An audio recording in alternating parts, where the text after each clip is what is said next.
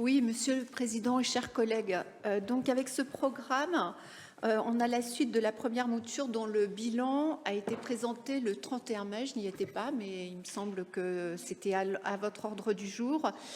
Et indépendamment du changement de la composition de notre Assemblée en juin, vous avez souhaité poursuivre ce processus, d'autant plus que, comme c'est souligné dans le rapport, chaque année, le jour du dépassement, cette année c'était le 29 juillet 2021, arrive donc de plus en plus tôt. Pour dire qu'en amont de toutes les actions présentées, il y a d'abord à considérer la façon de consommer, qui interroge chacun et chacune d'entre nous, bien sûr, qui interroge la conduite des politiques publiques, forcément, qui interroge le modèle économique à l'œuvre depuis les années 50, lequel repose sur le consumérisme individualiste. Consumérisme prédateur des ressources en matière première, notamment l'eau, consumérisme générateur de pollution dégradant l'environnement et la biodiversité, consumérisme contributeur majeur des gaz à effet de serre. Et tout cela au détriment de nos qualités de vie, au sens même de nos vies. C'est la fuite en avant dans le consumérisme qui n'a rien à voir avec les valeurs de la République, valeurs qu'il nous faut d'autant plus mobiliser pour faire face aux conséquences du changement climatique. Alors, pour dire que la meilleure réduction du gaspillage, c'est déjà ce qui n'est pas consommé, à l'aune de la satisfaction, évidemment, des besoins essentiels. L'alimentation et l'eau doivent être ainsi considérées à ce titre. Et donc, à ne surtout pas gaspiller comme ces objets inutiles qui, une fois achetés, sont tout aussitôt jetés. Et de plus, dans un département comme le nôtre, nous avons de quoi faire avec une alimentation de qualité, locale et bio. C'est clairement une plus-value qui doit nous rassembler. Alors, la loi fixe des objectifs, c'est son rôle. Et si les potentialités du département permettent de les dépasser pour partie, ce que je crois, notamment pour le volet alimentaire, soyons alors vraiment ambitieux dans ce programme. Il est fait référence dans le rapport du bilan de la réduction du gaspillage alimentaire dans les établissements médico-sociaux. Il y a un chiffre qui est évoqué, c'est celui de 19%. Et du coup, nous, on pense que c'est une base d'appui pour afficher des objectifs vraiment chiffrés et de façon très explicite, et ça ne nous est pas présenté. D'ailleurs, les différentes fiches d'action reposent pour une partie d'entre elles sur des indicateurs avec des campagnes de communication, avec des références aux chartes graphiques, avec l'usage de sites Internet. Alors ça, évidemment, ça constitue effectivement des supports incontournables. Mais on n'en attend pas moins des actions concrètes, identifiables pour les Côtes-d'Oriens, et encore une fois, j'insiste, avec des objectifs chiffrés, année par année, jusqu'à 2027, puisque le plan nous entraîne jusqu'à la fin de notre mandat. Par ailleurs, j'évoque aussi l'idée qu'on pourrait déboucher sur de la formation, notamment au compostage, et mieux identifier les devenirs des biodéchets pour que cela parle réellement aux habitants, au-delà des déjà convaincus. Parce que les convaincus sont convaincus. Là, maintenant, on a une cible prioritaire, c'est ceux qui sont très éloignés, et c'est la majorité des habitants, on le sait. Concernant plus précisément les fiches actions, sur la première orientation, insertion de l'économie dans les politiques de solidarité, la fiche 1 signale qu'il s'agit, pour la fiche 1, moi je pourrais compléter par le fait qu'on pourrait clairement travailler sur le grammage des assiettes et des portions en amont selon les repas du midi et du soir. Cela dégagerait de plus des marges financières permettant le recours aux produits bio et locaux, constituant un signal positif et sécurisant pour l'ensemble des filières déjà en bio ou hésitantes. Je ne décris pas chacune des fiches, vous les avez devant vous.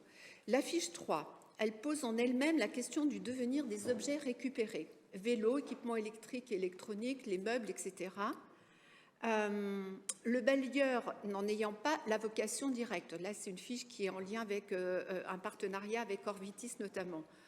On aurait alors conséquemment du coup une action de développement départemental des ressourceries ou d'aide à l'implantation de commerce autrement que de secours pour ces objets de deuxième ou troisième vie, en lien avec des artisans et des ateliers notamment de réparation et location vélo. Sur les orientations 2, je vous rappelle, sensibiliser le grand public à réduire le gaspillage. On a la fiche 6 qui prévoit un événement annuel à Dijon durant le programme d'ici chaque année, d'ici 2027.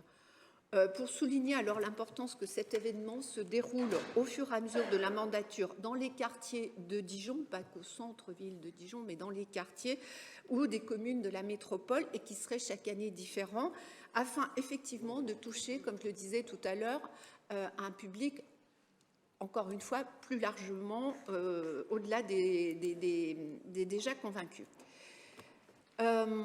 Concernant la fiche 7, j'ai des interrogations sur la sensibilisation des collégiens aux économies de ressources du fait du volet opérationnel.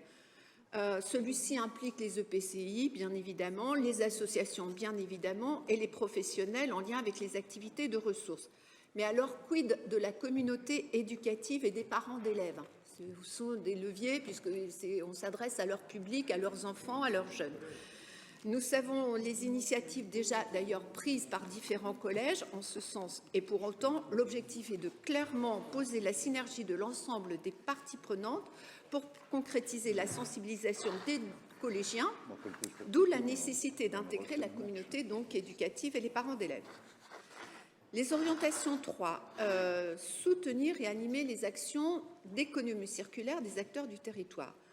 On a la fiche 11 qui conseille aux acteurs du tourisme vers des pratiques économes en ressources.